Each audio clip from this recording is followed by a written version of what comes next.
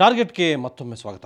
ಸ್ವಾಮೀಜಿ, ತಾವು ಹೇಳಿದಿರಿ ನಮ್ಮದೆಲ್ಲವೂ ಕೂಡ ಧರ್ಮಾರ್ಥ ನಡವಳಿಕೆ ಅಂತ. ಹೌದು. ಇತ್ತೀಚೆಗೆ ತಾವೇ ಗಮನಿಸಿದಿರಿ, ಹೌದು, ತಮ್ಮಲ್ಲೇ ಅನೇಕ ಗುಂಪುಗಳನ್ನು ಮಾಡಿಕೊಂಡು ನಾವು ಯಾರಿಗೆ ಸಪೋರ್ಟ್ ಮಾಡಬೇಕು, ಯಾರಿಗೆ ಸಪೋರ್ಟ್ ಮಾಡಬಾರ್ದು, ನಾವು ಯಾವ ಜಾತಿಯ ಪರ ಅನ್ನೋದು ಬಹಿರಂಗವಾಗಿ ಹೇಳಿಕೆ ಕೊಡ್ತಾ ಇದ್ದೀರಿ.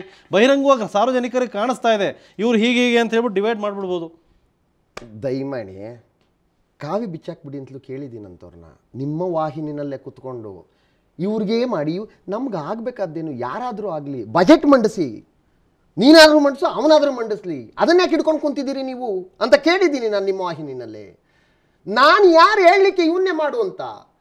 ನಾನು ಒಬ್ಬನ ಓಟಿಂದ ಅವ್ನು ಗೆದ್ದಿಲ್ಲ. ಯಾರು ಹೇಳಿದಿರಿ ನೀವು ಕಾವಿ ಬಿಚ್ಚಾಕಿ ಅಂತ? ಎಲ್ಲಿ ಹೇಳಿದಿರಿ? ಯಾಕೆ ಹೇಳಿಲ್ಲ? ಅವ್ರನ್ನ ಎದುರಿಸೋ ಶಕ್ತಿ ಇದೆಯಾ? ಅದನ್ನ ಹೇಳಿ. ನಿಮಗೆ ಒಳ್ಳೆ ಕತೆ ಆಯ್ತಲ್ಲ. ನಾನು ಹೇಳೋ ಕೆಲಸ ಏನು ಎದುರಿಸೋದು, ಏನು ಶೂಟ ಮಾಡ್ತಾರೆ, ನನ್ನ ಫೋಟೋಗೆ ಆಗಲೇ ಹೂವು ಹಾಕಿದ್ದಾರೆ.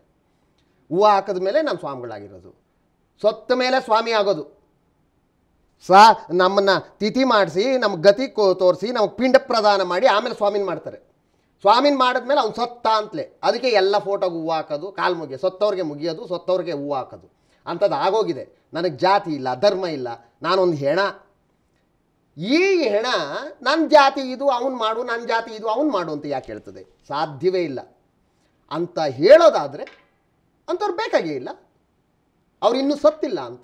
ಸ್ವಾಮೀಜಿಗಳಿಗೆ ಹಿಂದೆ ಇದ್ದ ಗೌರವ, ಅವರ ನಡವಳಿಕೆ ಇವೆಲ್ಲವೂ ಕೂಡ ಸಾರ್ವಜನಿಕರ ರೀತಿಯಲ್ಲಿ ಭಕ್ತಿ ಮೂಡೋ ರೀತಿಯಲ್ಲಿತ್ತು. ಇತ್ತೀಚಿನ ಯಾರು ಸ್ವಾಮಿಗಳು ಕಂಡ್ರೆ ಅವ್ರ ಬಗ್ಗೆ ಭಕ್ತಿ ಮೂಡುತ್ತಾ? ನೀವೇ ಹೇಳಿ, ಪ್ರಾಮಾಣಿಕವಾಗಿ ಹೇಳಿ ಹೋಗ್ಲಿ. ಪ್ರಾಮಾಣಿಕವಾಗಿರ್ತಕ್ಕಂಥ ಸ್ವಾಮಿತ್ವದಲ್ಲಿರೋರನ್ನ ಇವತ್ತಿಗೂ ಸಹ ಪೂಜನೀಯ ಭಾವನೆಯಿಂದ ನೋಡ್ತಾರೆ ಜನ. ಗೊತ್ತಿದೆ ಜನತೆಗೆ ಯಾವುದರಲ್ಲಿ ಸತ್ಯ ಇದೆ, ಯಾವುದರಲ್ಲಿ ಧರ್ಮ ಇದೆ, ಯಾವುದರಲ್ಲಿ ನೀತಿ ಇದೆ ಅನ್ನೋವಂಥದ್ದು. ಅದಕ್ಕೋಸ್ಕರವೇ ಮಠಮಾನ್ಯಗಳು ಉಳ್ಕೊಂಡಿರೋದು ಇವತ್ತಿಗೂ. ಒಂದು ದಿವಸ ಏನಾದರೂ ಕರ್ನಾಟಕ ರಾಜ್ಯದಲ್ಲೋ ಅಥವಾ ದೇಶದಲ್ಲೋ ಮಠಮಾನ್ಯಗಳು ನಾವು ನಿಲ್ಲಿಸ್ತೀವಿ ಈ ತಿಂಗಳು ನೀವೇ ಮಾಡಿ ಸರ್ಕಾರ ಅಂತಂದರೆ, ಶಾಲೆಗಳು, ಸ್ಕೂಲ್ಗಳು, ಹಾಸ್ಪಿಟ್ಲ್ಗಳು, ರೋಗಿಗಳು, ಸಾವಿರಾರು ಮಕ್ಕಳು ಬೀದಿಗೆ ಬರ್ತಾರೆ. ಅದನ್ನೇ ಹೇಳ್ತಾ ಇದ್ದೀನಿ. ಎಲ್ಲ ಮಠಮಾನ್ಯಗಳು ಹಿಂದೆ ವಿದ್ಯಾದಾಸೋಹ, ಅನ್ನದಾಸೋಹಗಳನ್ನು ಮಾಡ್ತಾ ಇದ್ರು. ಈಗ ರಾಜಕೀಯ ದಾಸೋಹ ಮಾಡ್ತಾ ಇದ್ರು. ಇವತ್ತಿಗೂ ಅನ್ನದಾಸೋಹ, ವಿದ್ಯಾದಾಸೋಹ ನಾವು ಒಂದೇ ಒಂದು ತಿಂಗಳು ಎಲ್ಲ ಮಠಮಾನ್ಯಗಳು ನಿಲ್ಲಿಸ್ತೀವಿ. ಸರ್ಕಾರ ನಡ್ಸೋಕ್ಕಾಗತ್ತಾ? ಸರ್ಕಾರ ಸ್ಕೂಲ್ನೂ ನಡ್ಸೋಕ್ಕಾಗಲ್ಲ, ಶಾಲೆಗಳನ್ನೂ ನಡ್ಸೋಕ್ಕಾಗಲ್ಲ, ಹಾಸ್ಪಿಟ್ಲ್ಗಳನ್ನೂ ನಡ್ಸೋಕ್ಕಾಗಲ್ಲ. ನೀವೇನೋ ಓಟ್ಗಳನ್ನು ಕೊಡಿಸೋ ಒಂದು ರೀತಿ ವೋಟ್ ಬ್ಯಾಂಕ್ ಲೀಡರ್ಗಳ ಥರ ಎಲ್ಲರೂ ನಿಮ್ಮನ್ನು ನೋಡ್ತಾ ಇದ್ದಾರೆ. ನಿಮಗೆ ಯಾಕೆ ಅದನ್ನ ಅರ್ಥ ಆಗ್ತಾ ಇಲ್ಲ? ನಾವ್ ಯಾಕೆ ಅದನ್ನ ಹಂಗೆ ಅನ್ಕೋಬೇಕು? ನಿಮ್ಮ ಇಂಥ ಸ್ವಾಮಿ ಹತ್ರ ಹೋದ್ರೆ ಇಷ್ಟು ಓಟ್ ಬರ್ಬೋದು, ಇಂಥ ಸ್ವಾಮಿ ಹತ್ರ ಇಂಥವ್ರು ಹೋಗ್ಬೇಕು, ಅದೇ ತಾನೇ ನಡೀತಾ ಇರೋದು ಈಗ. ನಾವೇನು ಕರೆದಿರ್ಲಿಲ್ಲಲ್ಲ ಯಾರನ್ನೂ ಮಠದಕ್ಕೆ ಬಂದೋಗಿ ಅಂತ. ಮಠದಕ್ಕೆ ಬರೋದು ಬೇಡ ಅಂತ ಹೇಳಿಲ್ಲ. ನಾವು ನೋಡಿ, ನಾವು ಸೊತ್ತರು ನಾವೇ ಬೇಕು, ಮನೇಲಿ ನಾವು ಹುಟ್ಟಿದ್ರು ನಾವೇ ಬೇಕು. ಇಲ್ಲ ಇವ್ರ ಜೀವನ ಪರ್ಯಂತ ಏನೋ ಒಂದು ಮಾಡ್ತಾ ಇದ್ದೀವಿ, ಪೂಜೆ ಮಾಡ್ತಾ ಇದ್ದೀವಿ, ಪುನಸ್ಕಾರ ಇದ್ದೀವಿ ಅಂದ್ರೂ ನಾವೇ ಬೇಕು. ಎಲ್ಲದಕ್ಕೂ ನಾವೇ ಬೇಕು. ಇದಕ್ಕೆ ಮಾತ್ರ ನಾವು ಹೋಗಬೇಡಿ ಅಂತ ಯಾಕೆ ಅಂತಿದ್ದೀರಿ? ರಾಜಕಾರಣವಿರ್ಬೋದು, ಈ ಚಿತ್ರಕಾರಣವಿರ್ಬೋದು, ಕರ್ನಾಟಕದಲ್ಲಿ ಇರ್ತಕ್ಕಂಥ ಇರ್ರೆಯಿಂದ ಹಿಡಿದು ಎಮ್ಮರದವರೆಗೂ ಯಾವುದ್ರ ಬಗ್ಗೆ ಸ್ಟೇಟ್ಮೆಂಟ್ ಕೊಟ್ಟಿಲ್ಲ. ರಾಜಕೀಯದ ಬಗ್ಗೆನೂ ಹೇಳ್ತೀರಿ, ಈ ಕಡೆ ಚಿತ್ರರಂಗದ ಬಗ್ಗೆನೂ ಮಾತಾಡ್ತೀರಿ. ಯಾವ್ದು ನಮ್ದಲ್ವಾ ಅದು? ಚಿತ್ರರಂಗನೂ ನಿಮ್ದೆ. ಹೌದು, ಅದ್ರ ಬಗ್ಗೆನೂ ಮಾತಾಡ್ತೀರಿ. ನನಗೆ ಅಮಿದಣ್ಣನು ನನ್ನವನೇ. ಏನ್ ಚಿತ್ರರಂಗದ ಬಗ್ಗೆ ಏನು ಹೇಳಿದ್ರಿ? ಮೊನ್ನೆ ಏನೋ ಹೇಳ್ತಾ ಇದ್ರಿ ನೀವು. ಅದ್ಯಾವುದು ಕಟಾರಿ ವೀರ ಅನ್ನೋ ಒಂದು ಚಿತ್ರ, ಅದು ಹಿಂದೂ ಪರ ಏನೋ ದೇವತೆಗಳನ್ನೆಲ್ಲ ಅವಹೇಳನ ಮಾಡಿಬಿಟ್ಟಿದ್ದಾರೆ ಅಂತ ಹೇಳಿ. ದೇವ್ರು ಎಲ್ಲಿಲ್ಲ ಸ್ವಾಮಿ? ಹಿಂದೂ ದೇವರು ಕಲ್ಲಲ್ಲಿ, ಮಣ್ಣಲ್ಲಿ, ಹೂವಲ್ಲಿ, ಗಿಡದಲ್ಲಿ, ಮರದಲ್ಲಿ. ಬೇವಿನ ಗಿಡನೂ ದೇವ್ರೆ ನಮಗೆ, ಈಚಿಲ್ ಮರನೂ ದೇವ್ರೆ. ಈಚಿಲ್ ಮರದಮ್ಮ, ಬೇವಿನ ಮರದಮ್ಮ, ನೀವು ಎಲ್ಲದರಲ್ಲೂ ದೇವ್ರನ್ನ ಕಾಣ್ತೀವಿ. ಬೇವಿನ ಮರದ ಮೇಲೆ ಹತ್ತಲ್ವ ನಾವು? ಹೋಗ್ಲಿ, ಭೂಮಿನ, ಈ ಭೂಮಿಯನ್ನು ಭೂದೇವಿ ಅಂತ ಕರೆದ್ವಿ.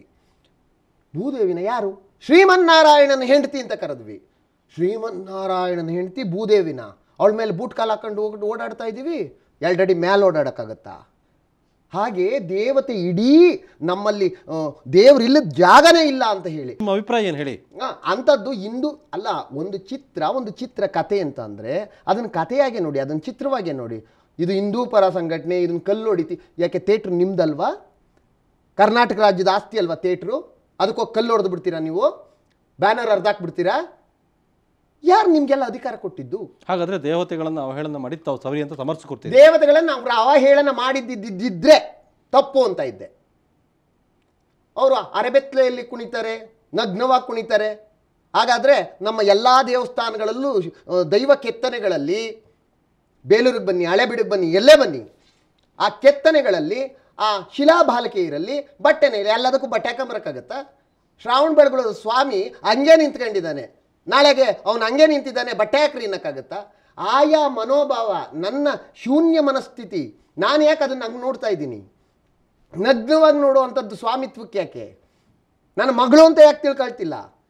ನಾನು ಕಾಳಿನ ಆರಾಧನೆ ಮಾಡ್ತೀನಿ, ಆ ಅಮ್ಮಂಗೆ ಬಟ್ಟೆನೇ ಇಲ್ಲ, ಗುಂಡ್ಗಿದ್ದಾಳೆ, 2 ಕೈ 2 ಕಾಲು ಕಟ್ಕೊಂಡಿದ್ದಾಳೆ, ಅಯ್ಯ ಈ ಅಮ್ಮಗೆ ಬಟ್ಟೆನೇ ಇಲ್ಲ, ನಾನು ಪೂಜೆ ಮಾಡ್ಬೇಕಂತ ತಂಡಗ ಆಚೆಗೆ ಬಿಸಾಕ. ಹಾಗೆ ತಾವು ಇವೆಲ್ಲವನ್ನೂ ಕೂಡ ಈ ರೀತಿ ದೊಡ್ಡ ದನಿಯಲ್ಲಿ ಮಾತಾಡಿ ಪ್ರಚಾರ ಬಯಸ್ತಾ ಇದ್ದೀರಿ. ನಾನು ದೊಡ್ಡ ಧ್ವನಿನೂ ಇಲ್ಲ, ನನ್ನ ಧ್ವನಿನೇ ಇರೋದು ಹಾಗೆ. ಧ್ವನಿ ಯಾಕೆ ದೊಡ್ಡದಾಗ್ತದೆ? ಧ್ವನಿ ದೊಡ್ಡದಲ್ಲ, ವಿಚಾರ ತಗೊಳ್ಳಿ ನೀವು. ಧ್ವನಿ ಅಥವಾ ಮೆತ್ತು ಧ್ವನಿ, ದೊಡ್ಡ ಧ್ವನಿ ಬಿಟ್ಬಿಡಿ. ಈ ವಿಚಾರವಾಗಿ ಸಾರ್ವಜನಿಕ ಚರ್ಚೆಗೆ ತಾವು ಸಿದ್ಧ ಇದ್ದೀರಿ? ಖಂಡಿತವಾಗ್ಲು. ತಾವು ಅವ್ರು ಮಾಡಿದ್ ಸರಿ ಅಂತ ಸಮರ್ಥಿಸ್ಕೋತೀರಿ ತಾವು? ಹಾಗಾದ್ರೆ ಯಾರು ಮಾಡಿದ್ದು? ಚಿತ್ರದಲ್ಲಿ ಅವನು ಚಿತ್ರಕ್ಕಾಗಿ ಮಾಡಿರ್ತಕ್ಕಂಥ ಕಥೆಯಲ್ಲಿ ನಾನು ಎಲ್ಲಿಗಾದ್ರೂ ಮಾಡ್ಲಿ, ನಾನು ಮಾಡಿ ಅಲ್ಲ, ಎಲ್ಲಿಗಾದ್ರೂ ಮಾಡಿರ್ಲಿ. ನಿಮ್ಮ ಮಾತಿಗೆ ಎಷ್ಟು ಸ್ವಾಮೀಜಿಗಳು ಮನ್ನಣೆ ಕೊಡ್ತಾರೆ? ಅವ್ರು ಕೊಡ್ಲಿ ಬಿಡ್ಲಿ, ನನ್ಗಾಗ್ಬೇಕಾದ್ದೇನು?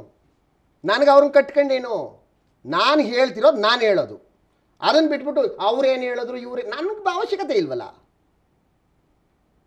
ಇನ್ನೊಬ್ಬ ಸ್ವಾಮೀಜಿ ಮನ್ನಣೆ ಕೊಡ್ಲಿ ಅಂತಲೇ ಹೇಳೋದು, ಅಥವಾ ಇನ್ನೊಬ್ರು ಮನ್ನಣೆ ಕೊಡ್ಲಿ ಅಂತ ಹೇಳೋದು? ನನ್ನ ಅನಿಸಿಕೆ ಅದು. ಹಿಂದೂ ಪರ ಸಂಘಟನೆಗಳು, ಹಿಂದೂ ಪರ ಜಾಗೃತಿಗಳು, ಧರ್ಮ ಪ್ರಚಾರಕ್ಕೆ, ಹಿಂದೂ ದೇಶವನ್ನು ಕಾಯಲಿಕ್ಕೆ, ಹಿಂದೂ ದೇವತೆಗಳಲ್ಲಿ ಯಮ ಹಿಂಗಿದ್ದ, ಇವನು ವಿಶ್ವಾಮಿತ್ರ ಹಿಂಗಿದ್ದ, ಇವನು ಹಿಂಗಿದ್ದ ಅಂತ ಹೇಳಿ ನಕ್ಷತ್ರಿಕ ಅನ್ನೋನು ನೀವು ಇದನ್ನ ಮಾಡ್ಬಿಟ್ಟಿದ್ದೀರಿ, ದೊಡ್ಡ ಕೊಟ್ಬಿಟ್ಟಿದ್ದೀರಿ. ಯಾಕೆ ಋಷಿಕುಮಾರ ಸ್ವಾಮೀಜಿ ಅವರು ಇರೋದೇ ಹೆಂಗೆ, ನೀವು ಹಿಂಗೆ ಇರ್ತೀರಿ? ಹೌದು, ನೀವು ಹೇಳೋದೇ ಹೌದು. ಯಾರು ಕೇಳಲಿ ಬಿಡ್ಲಿ, ನೀವು ಹೇಳೋದು ಹೇಳ್ತಾ ಅವ್ರಿಗೆ. ಈಗ ರಾಮಾಯಣ ಯಾರೋ ಕೇಳಲ್ಲ, ನಾ ಹೇಳಲೇಬೇಕು. ಇವನು ನಾನು ಹೇಳ್ತಾ ಇರೋದು ಅದು ಸಮಂಜಸವೋ ಅಲ್ವೋ ತಕೊಳ್ಳೋ ಅಂಥದ್ದು ನಾಡಿಗೆ ಬಿಟ್ಟಿದ್ದು. ರೈಟ್, ಸಾರ್ವಜನಿಕರು ಬಿಟ್ಬಿಡೋಣ ನಿಮ್ಮ ಮಾತನ್ನ. ಸಾರ್ವಜನಿಕರು ಎಷ್ಟು ಕೇಳ್ತಾರೆ, ಎಷ್ಟು ಬಿಡ್ತಾರೆ, ಅದು ಅವ್ರಿಗೆ ಬಿಟ್ಬಿಡೋಣ. Thank you. ನಮ್ಮ ಜೊತೆ ಸೀಮಿತ ಅವಧಿಯಲ್ಲಿ ಅನೇಕ ವಿಚಾರ ಹಂಚಿಕೊಂಡ್ರಿ, ಧನ್ಯವಾದ. ಶರಣಾರ್ಥಿ. ಇದಿಷ್ಟು ಇವತ್ತಿನ ಟಾರ್ಗೆಟ್. ಮುಂದಿನ ವಾರ ಮತ್ತೊಬ್ಬ ಅತಿಥಿಯೊಂದಿಗೆ ಭೇಟಿಯಾಗೋಣ. ಕ್ಷಣ ಸುದ್ದಿಗಾಗಿ ನೋಡ್ತಾ ಇರಿ ಸುವರ್ಣ ನ್ಯೂಸ್ 24/7.